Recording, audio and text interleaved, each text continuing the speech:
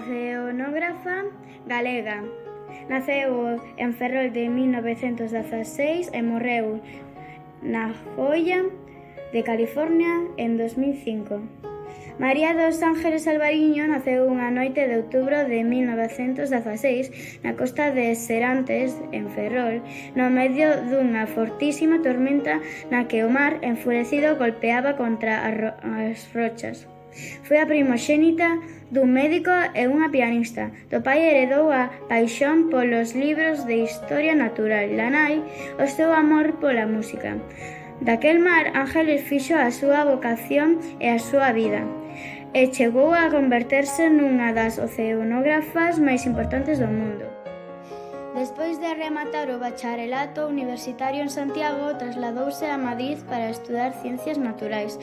A Guerra Civil paralizou a súa formación e a de miles de estudantes, polo que regresou a Ferrol e aproveitou para estudar idiomas.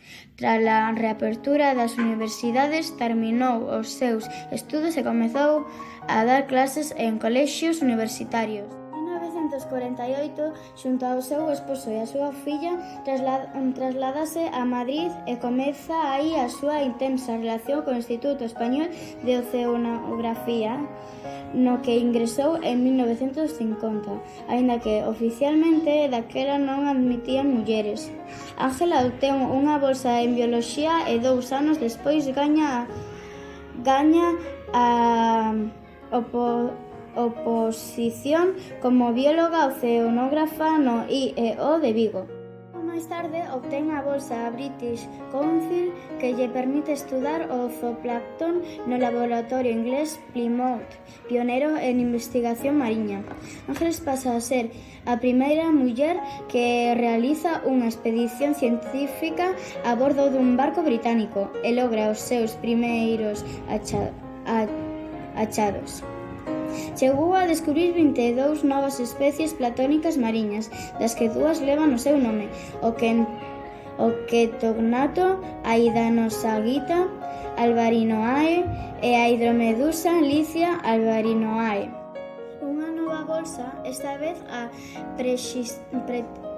prestixiosa Fulbright, leva en 1956 e continuar a súa brillante carreira no Instituto Scripps de Oceanografía en La Joya, en California, en 1970. Logra o posto de bióloga investigadora na Axencia Científica estadounidense Southwest Fisheries Science Center, na NOAA, onde abandera a defensa dos dereitos laborais das mulleres ao denunciar que sofrían discriminación de xénero.